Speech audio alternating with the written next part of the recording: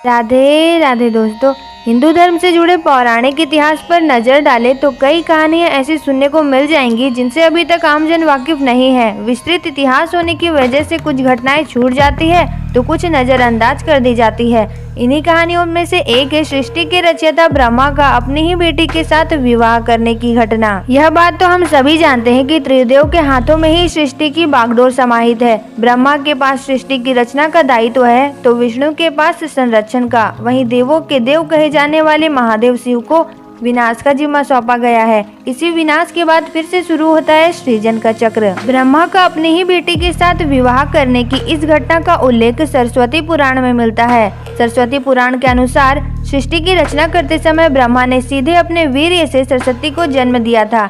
इसलिए ऐसा कहा जाता है कि सरस्वती की कोई माँ नहीं, केवल पिता ब्रह्मा थे।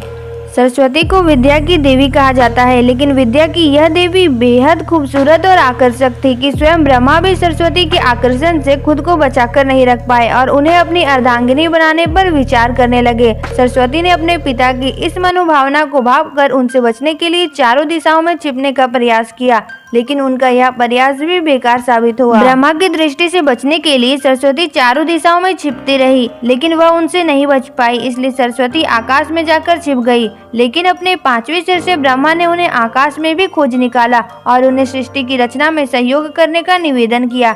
सरस्वती से विवाह करने के बाद सर्वप्रथम मनु का जन्म हुआ। ब्रह्मा और सरस्वती की यह संतान मनु को पृथ्वी पर जन्म लेने वाला पहला मानव कहा जाता है। इसके अलावा मनु को वेदों, सनातन धर्म और संस्कृत समेत समस्त भाषाओं का जनक भी कहा जाता है। प्रजापति ब्रह्मा का अपनी ही पुत्री के प्रति आकर्षित होना और उसके साथ संभोग करना अन्य सभी देवी देवताओं की नजरों में अपराध था। सभी ने मिलकर पापों का सर्वनाश करने वाले शिव से आग्रह किया कि ब्रह्मा ने अपनी ही पुत्री के लिए यौनाकांक्षाएं रखी, जो कि एक बड़ा पाप है। ब्रह्मा को उनके किए का फल मिलना ही चाहिए। क्रोध में आकर शिव ने उनके 5वें सिर को उनके धड़ से अलग कर दिया।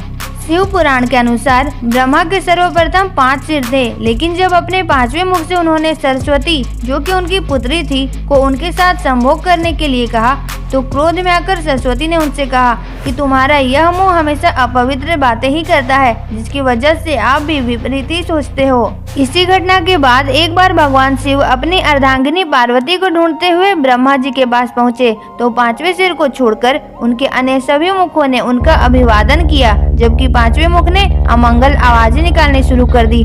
इसी कारण क्रोध में आकर शिव ने ब्रह्मा के 5वें सिर को उनके धड़ से अलग कर दिया। दोस्तों, अगर आपको ये वीडियो अच्छी लगी तो इस वीडियो को लाइक और मेरे चैनल को सब्सक्राइब करना ना भूलें। And thanks for watching this video.